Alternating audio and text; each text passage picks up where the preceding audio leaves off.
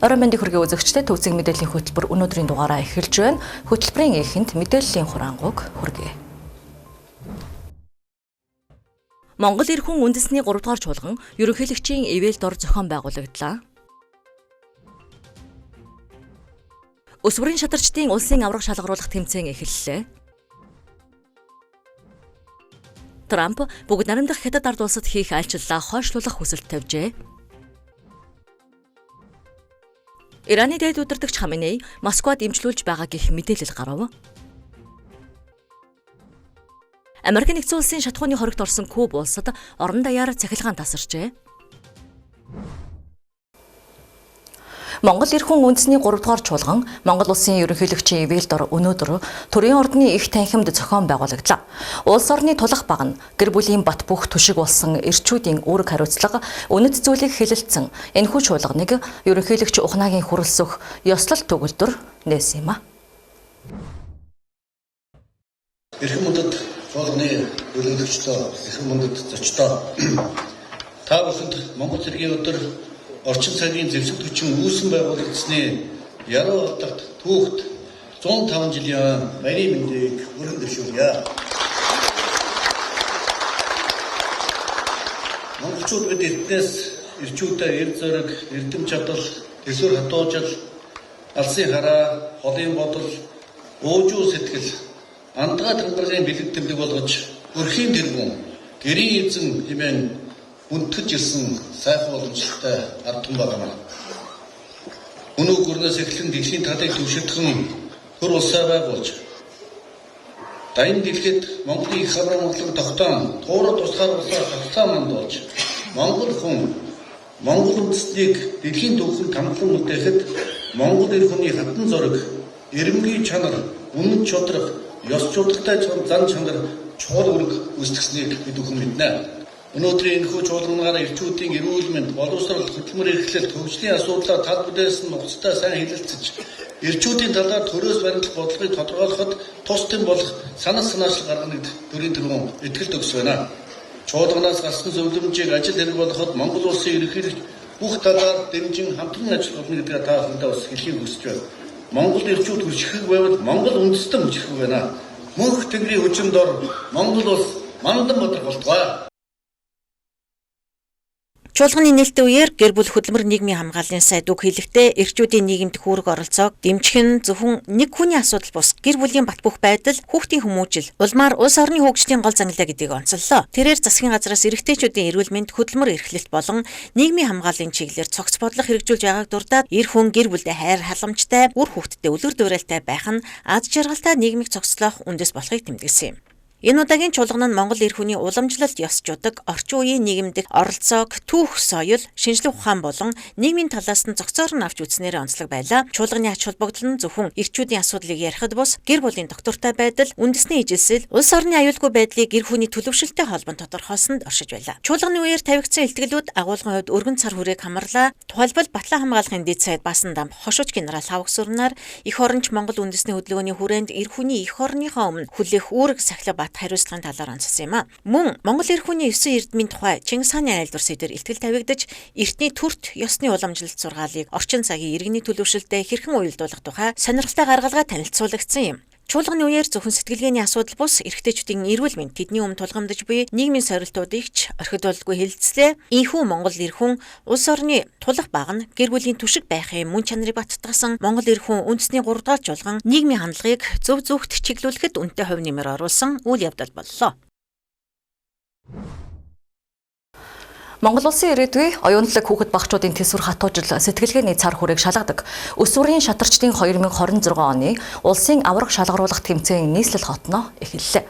Corporate Convention төвд болж байгаа энэхүү оюуны их наадамд 21 аймаг болон нийслэлийн 9 дүүргээс шалгарч ирсэн 1000 орчим өсвөрийн тамирчин цугларч 6-аас 18 хүртэлх насны ангилалд аварга тодруулахаар өрсөлдөж байна. Тэмцээний нээлттэй үеэр Монгол Улсын ерхий сайд бөгөөд Монголын шатрын холбооны ерөнхийлөгч Сандар Шатар оролцогч хүүхэд багчуудад хандан тусгаалan илгээлт хүргүүллээ. Тэрээр илгээлттэй Дэлхийн шатрын холбооноос 2026 оныг шатрыг боловсролт хэмээн зарсныг онцлоод Монгол Улсын засгийн газраас шатрын спортыг ерхий боловсролын сургалтын хөтөлбөрт үе шаттайгаар нэвтрүүлэх бүх нийтийн спорт болгох чиглэлээр тууштай ажиллаж байгааг дурдсан юм а. Түүнчлэн шатар тоглох нь хүүхдийн төлөвшил, логик сэтгэлгээ болон шийдвэр гаргах чадварт онцгой нөлөөтэйг тэмдэглэж, тамирчдыг дэмжин сургаж буй багш дасгалжуулагч эцэг эхчүүдэд талархал илэрхийллээ. Тэмцээний нээлттэй ажиллагаанд Улсын их хурлын гишүүн Монголын шатрын холбооны дэд ерөнхийлөгч Галбадрах оролцож шатрын сургалтын тогтолцоог шин шатнд гаргах төлөвлөгөө танилцуулсан юм. Өнгөрсөн 2025 онд гэхэд сурагчдын дэлхийн аварга шатарчин 2, дэлхийн шатрын мөнгө хүрэл медальтан 2, сурагчдын Аз твийн аваргын алт мөнгө хүрэл медальтан 14, Зүүн Азийн аваргын алт мөнгө хүрэл медальтан 10 гаруй тамирчид төрөн гарч 11 настай хүү шатрын түргэн бодлтын улсын томчуудын насан туршидчдын аварга боллоо. Дэлхийн шатрын холбоо 2026 оны зорилтоо шатрыг боловсрол хэмээн тодорхойлж энэ спортыг хүний оюун ухааныг хөгжүүлэх, боловсролыг дээшлүүлэхэд чиглүүлэх хөгжлийг зорилт тавьсан байна. Энэ жилийн улсын аварга шалгаруулах тэмцээн нь нийт 60 сая төгрөгийн шагналын сантай гэдгээр онцлогддог үе олон улсын мастер, фидя мастер зэрэг цолтой 50 гаруй шилдэг тамирч оролцож байгаа нь өрсөлдөөнийг урд өмнөхөөс илүү ширүүн чансан өндөртэй болгож байна. Сүүлийн жилүүдэд манай өсвөрийн тамирчид дэлхийн тавцанд гайхалтай амжилт үзүүлж байгааг Монголын шатрын холбооны ерхий нарийн бичгийн дарга Эрдэнэлэгт онцлсан юм. Тухайлбал 2025 онд сурагчдын дэлхийн аваргаас 2 алтан медаль хүртэж, Аз твийн аваргаас 14 медальтайгаар багийн дүнгээр тэргүүлсэн бахархам амжилтууд нь энэ удаагийн тэмцээний чанарыг илтгэж байгаа юм. Энэхүү шатрын тэмцээн бол өөрөө энэ өсвөрийн шатарчид хэдий ч нэ одоо биднүүд өргөн хүрээнд шатарчдынхаа хүрээг одоо өргөжүүлж чадна. Тэдийн хэмжээгээр одоо нөгөө амьдралаа зөв төхнүүлэх, хүмүүжлийн асар элемент, зөв элементтэй одоо төлөвшөлтөнд их нөлөөлдөг. Өөрийнхөө одоо үйл ажиллагааг тооцоолж дараагийнхаа замыг зөв тодорхойлох ийм боломж нөхцөл бол нэгтгэх ийм одоо эерэг талтай гэдгийг олон улсын энэ судлаачид тогтоосон. Энэхүү тэмцээнд 900 гаруй хүүхэд оюун ухаанаар оролцож байна. Өсвөрийн шатарчны сэтгэлээс одоо хүргэе. Намайг төмөрч өдрийн төвшин толгодог. Энэ жил 14-тэй тэгээд 5 наснаас хойш тоглож байна. Тэгээд хүүхдтэйгээ нэгэн сахилахгүй байдсан шүү дээ. Тэгээд нөгөө жоон тогтвортой хүмүүжлэлтэй болох зорилготой байсан. Магнус Карлсенгаас л авдаг да. Ер нь их тогтвортой нүүдэг тийм тамирч. Намайг Эрдэнэ хоёрын бүлгүүн гэдэг. Би 13 настай. Шатрын спортын гоё сайхан нь юу юм бэ? Амжилт гаргах. Жаа нь юу гэж згсэн, багш нь юу гэж згсэн бэ? Сайн тоглох. 3 дугаар сарын 21-ний өдрийг хүртэл үргэлжлэх 11 үргийн шийдвэрлэх тоглолтуудын эцэст насны ангилалд төрүүлсэн тамирчид дэлхийн аварга шалгаруулах тэмцээнд эх орноо төлөөлөн оролцох албан ёсны эрхийг авах юм а.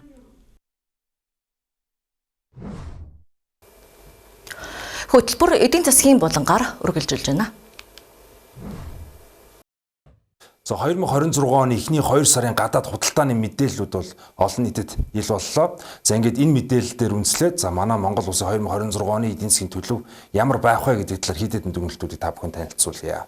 За ямар тааш тоон утгаар бол манай Монгол улсын гадаад худалдааны эргэлт хэмжээнүүд бол энэ оны 2 сарын байдлаар бол нэлээд давгүй ийм үр дүнтэй бол байлаа. За эндээс харж байгаачлан хамгийн том тоо бол 1.4 тэрбум $, ийм худалдааны ашигтай бол манай Монгол улс бол гарч байна. За ингээд бол нийт худалдааны эргэлтийг бид нар хараад үзэх юм бол ойролцоогоор 4.6 тэрбум $, ийм хэмжээтэй бол манай худалдаа бол хийгдсэн байна. За өмнөх оны мөн үетэй харьцуулах юм бол бараг 24% бол өссөн ийм үзүүлэлтийг бол бид нар харагдаж байна. За яагаад? За энэ дөр бол мэдээж уул уурхайн улс учраас уул уурхайн бүтээгдэхүүнүүд бол өссөн гэдэг юм дүгнэлт бол хэн бүхэн мэдж байгаа хаа. За эсвэргээр бол манай Монгол улсын бол хөдөө аж ахуйн салбар бол тэмч таатай бус байгаа. За өнгөрсөн жил бол бараг 10 гаруй сая ийм мал бол хорогдсон. За яагаад гэдэг вэ гэдэг дээр бас нүүрсийн асуудал бол яригдана. За нүүрсийн юм бол унсан гэдэг бол хүн бүхэн бол мэдж байгаа. Тэгэхээр манай Монгол улсын энэ гадаад худалдааны эргэлтээр юу эерэг дүн үзүүлэх вэ гэдэг дээр асуултын тэмдэгт маш ойлгомжтой. За зэсэл бол байж байгаа гэдээ харагдаж байна. За ерөөдөө экспортын хувьд бол 3 тэрбум $, өссөн. За өмнөх оны мөн үетэй харьцуулах юм бол нэлээд давгүй юм өсөлттэй. За эсрэгээр бол уул уурхайн бүтээгдэхүүнтэй холбоотой за энэ автомашин за техник тоног төхөөрөмжийн экспортууд бол импортууд бол буурсантай холбоотойгоор за манай Монгол улсын импортын түвшин бол бага зэрэг бол буурсан гэсэн ийм дүр зураг бол ажиглаж байна. Тэгэхээр бол илүү их өндөр дүнтэй манай Монгол улсаас бол бараа гарсан байна. За эсвэргээрээ манайхын гадагшаа дуусж байгаа энэ мөнгөний хэмжээ бол багассан байна гэдэг ийм эерэг үр дүн бол эхний 2 сар дээр бол ажиглаж байна. Улаанбаатар хөрөнгө оруулалт төдөрлөг энэ сарын 16-наас 20-ны өдрүүдэд зохион байгуулагдаж байна. Улаанбаатар хотын худалдааны танхим болон Улаанбаатар түншлэл төв компани хамтран зохион байгуулж буй уг арга хэмжээний үеэр нийслэлийн засаг даргын 1-р орлогч Даваа Далай нийслэлд хэрэгжүүлэх томоохон мега төслүүдийг танилцууллаа. Уулзалтын гол зорилго нь дотоод гадаадын хөрөнгө оруулагчдад төр хувийн хвшлийн хамтарсан төслүүдийг танилцуулж бизнесийн орчны хууль эрх зүйн мэдээлэл өгөхөд оршиж байна. Түүнчлэн хөрөнгө оруулалт санхүүжилт хайж буй аж ахуйн нэгжүүдийг холбогдох байгууллагатай нь холбож хамтын ажиллагааны гүр болох юм. Нийслэлийн засаг даргын 1-р орлогч хэлсэн үгэндээ олон улсын сайн туршлагын дагуу төр хувийн хвшлийг дэмжих чиглэл баримталж байгаагаа онцоллоо. Ялангуяа Улаанбаатар хотод тулгамдж байгаа агаар орчны бохирдол автозамын төвчрлийг шийдвэрлэхэд хувийн хвшлийн шинэ төсөл санаачилгуудыг дэмжин ажиллахад бэлэн байгаагаа илэрхийллээ. Энэхүү өдрөлгөн нийслэл хотын бүтээн байгуулалтад бизнесийн салбарыг нэг татан оролцуулах, эдийн засгийн идэвхжлийг нэмэгдүүлэх чухал талбар болж байна. Улсын бүртгэлийн байгууллага 2025 онд 1.2 сая гаруй бүртгэл хийсэн бөгөөд үүний дотор барьцааны бүртгэлтэй холбоотой хүсэлт өндөр хувийг эзэж байна. Хууль зүйн дотоод хэргийн яамны мэдээснээр иргэд хуулийн этгээдүүд жилд 265 мянган гаруй удаа барьцааны бүртгэл хийлгэхээр ханддаг юм байна. Одоогийн байдлаар иргэн үл хөдлөх хэд хөрөнгийн барьцааны бүртгэл хийлгэхийн тулд банк нотариат бүртгэлийн байгууллагын хооронд нийт 6 удаагийн үйлдэл хийдэг хүн сурталтай байна. Барьцааг чөлөөлүүлэхэд ч мөн банк болон бүртгэлийн газрын дунд олон дахин явах шаардлага тулгардаг байна. Иймд энэхүү хүндрэлийг арилгах зорилгоор барьцааны бүртгэлийг бүрэн цахимжуулахаар холбогдох яам ажиллаж байгаа юм байна. Бүртгэлийг цахим болгосноор иргэд аж ахуйн нэгжүүд гэрээсээ эсвэл ажлын байрнаас хүсэлт гаргах боломж бүрдэж цаг хугацаа зардал хэмнэх ач холбогдолтой. Мөн иргэдийн бичлэн очих хөдөлгөөнийг багасгаснаар замын түвжирлийг бууруулахад шууд бус дэмжлэг үзүүлэх юм. Төрөөс үзүүлж буй энэхүү үйлчилгээний шинжилэл нь төрийн байгууллагын ачааллыг тэнцвэржүүлж иргэдэд хүрэх үйлчилгээний чанар хүртээмжийг сайжруулах шийдэл болж байна. Энэ сарын 9-ний өдөр олон нийтийн сүлжээнд цацагдсан өсвөр насны хүүхдүүдийн нэгнийгээ бүлэглэн зодож буй бичлэгийн дагуу цагдаагийн байгууллагаас мөрдөн шалгах ажиллагаа явууллаа. Уг хэрэгт төрийн болон хувийн хвшлийн сургуулийн нийт 8 сурагч холбогдсон бөгөөд тэднийг ялагдагчаар татах саналтайгаар хэргийг прокурорын байгууллагч шилжүүлжээ. Тухайлбал хэрэгт холбогдогч эсийг эрүүгийн хуулийн дагуу ялагдагчаар татаж Монгол улсын хилээр гарахыг хязгаарлах таслан сэргийлэх арга хэмжээ аваад байна. Статистик мэдээлэлээр 2026 оны эхний 2 сарын байдлаар 150 гаруй хүүхэд үе тэнгийн дээрлэхэлтэд өртсөн нь энэ төрлийн гэмт хэрэг нэмэгдэх хандлагатай байгааг харуулж байна. Үүнтэй холбогдуулан ерөнхий боловсролын сургуулиуд урьдчилан сэргийлэх ажлыг эрчимжүүлж эхэллээ. Тухайлбал 90 дугаар сургууль сурагчдын дунд дээрлэхэлтийг илрүүлэх цахим асуулга явуулж далд хэлбэрийн дарам шахалтыг мэдээлэх боломжийг бүрдүүлсэн байна. Нийслэлийн хүүхэд хамгааллын багууд хүүхэд хамгааллын тухай хуулийн хүрээнд эцэг эх асран хамгаалагчтай хамтран ажиллаж сургуулийн орчинд хүчирхийлийг таслан зогсооход анхаарч байна.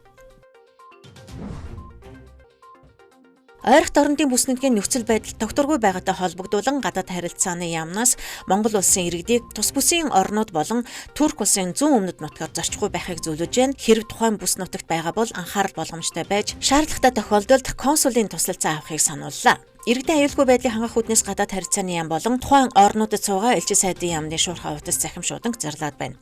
Тухайлбал гадаад харилцааны яамны 72 77 44 44, Турк улс дахь элчин сайдын яамны 53 40 12 84 08, Египет улс дахь элчин сайдын яамны 20 11 03 16 85 66, Кувейт улс дахь элчин сайдын яамны 96 59 97 419 болон Арабын нэгдсэн Эмират улс дахь элчин сайдын яамны 971 56 27 78 069 дугаарын шуурхай утсаар холбогдох боломжтой.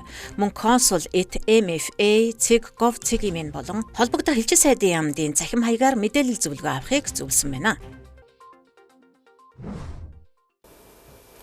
Төвцөг мэдээллийн хөтөлбөр дотоод үйл явдлын мэдээллийг хүргэлээ. Од орчуулагч редактор Мөнх Эрдэнэ бэлтгэсэн гадаад мэдээг хүргэе.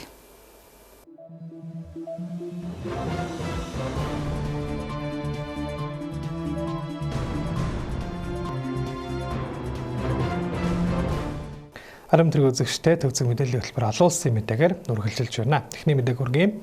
Америк нэгдсэн улсын ерөнхийлөгч Дональд Трамп Ираны дайны улмаас Ши Жинпинтэй хийх уулзалтаа 1 сар орчмын хугацаагаар хойшлуулах хүсэл тавьсан талаараа даваа гарагт цагаан ордон сэтгүүлчдэд мэдээлэл хийх үеэрээ хэлсэн байна. За тэрээр энэ сарын 31-ний өдрөөс эх сарын 2-ны өдрүүдэд бүгд найрамдах хятад ард улсад айлчилж Америк хятадын худалдааны эвлэрлийг сунгах асуудлыг хэлцгээр төлөвлөд байсан ч Дайны улмаас зайлшгүй эх орондоо байхаас өөр аргагүй болсныг онцолсон байна. Мөн тэрээр хятад улстай маш сайн харилцаатай байгаа гэдгээ илэрхийлж айлчлалаа хойшлуулсны цаана ямар нэгэн далд санаа агуулаагүй гэдгийг баталсан байна. Орон улсын хоолойг хааж дамжин өнгөрөх худалдааны хөлгөө онгоцууд руу гал нэхээ анхааруулсан Ираны эсрэг холбоотой улсуудаас Трамп байлдааны хөлгөө онгоцуудаа илгээхийг уриалсан боловч одоогийн байдлаар түүний нэр дурдсан улсуудаас нэгэн ч тодорхой дөрвтэй хариу өгөөгүй хэвээрээ байна. Трамп мөн сэтгүүлчдэд мэдээлэл хийхдээ 2 дугаар сарын 28-нд эхлүүлсэн цэргийн ажиллагааны хүрээнд Америкийн нэгдсэн улс Иран дахь 7,000 байд цохилт өгч олон хөлөг онгоцыг живүүлсэн гэдгийг онцолжээ. Түүнчлэн орон улсын хоолой хөлөг онгоц аюулгүй нэвтрэх нөхцөлийг хангах уриалгад хариу өгөхгүй удаж байгаа хэмээн холбоотон орнуудаа шүүмжлэхийн сацуу бусад улс орнуудыг Америкийн нэгдсэн улстай нэгдэхийг дахин уриалж байгаагаа тэрээр хэлсэн байна. За харин энэ үеэр Иракийн Багдад хотдох Америкийн нэгдсэн улсын элчин сайдын яамны барилга болон мөн Арабын нэгдсэн Эмират улсын Дубай хотын олон улсын нисэх онгоцны буудлууд Ираны цохилтод өртсөн талаар олон улсын хэвлэл мэдээллийн хэрэгслүүд мэдээлж байна. Дараагийн мэдээ. Ираны шин дээд удирдагч Муштаба Хаминей Оросын улбаны улсын нийслэл Москва хотод эмчлүүлж байгаа гэх мэдээллүүд цацагдаад байна. За түүнийг Америкийн нэгдсэн улс Израилийн зэвсэг түвшин Иранд цохилт өгөхөөр шархацсан бөгөөд Оросын цэргийн онгоцоор нууцаар Москвад авчран эмчилж байгаа талаар ойрхон дородын бүс нутгийн хэвлэлүүд мэдээллээ.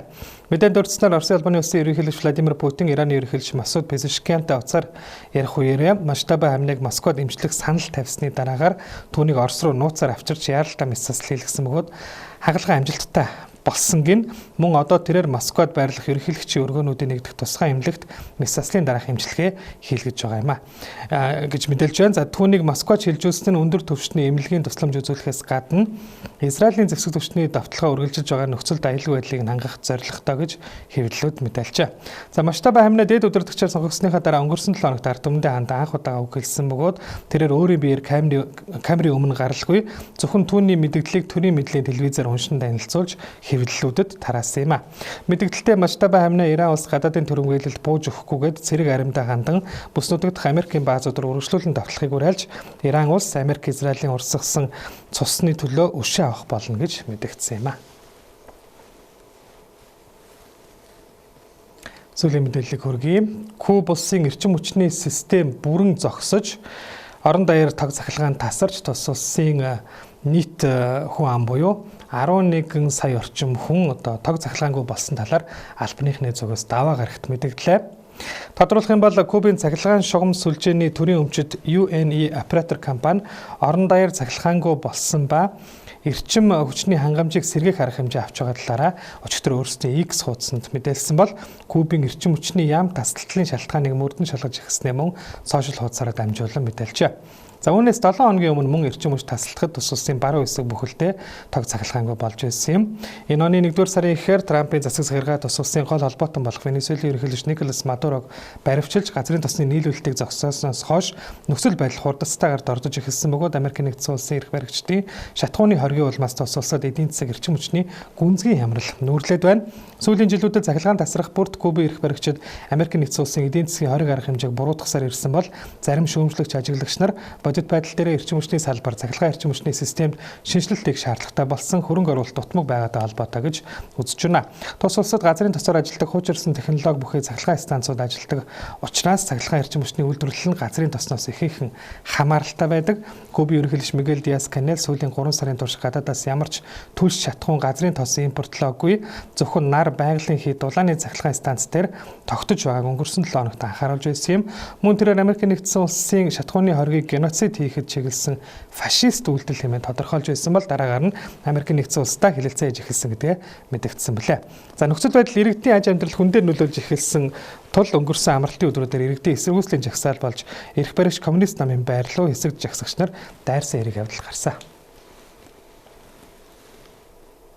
Та бүхэндээ сүүлийн үеийн гадаад мэдээ хүргэлээ. Анхаарлаа хандсан баярлалаа.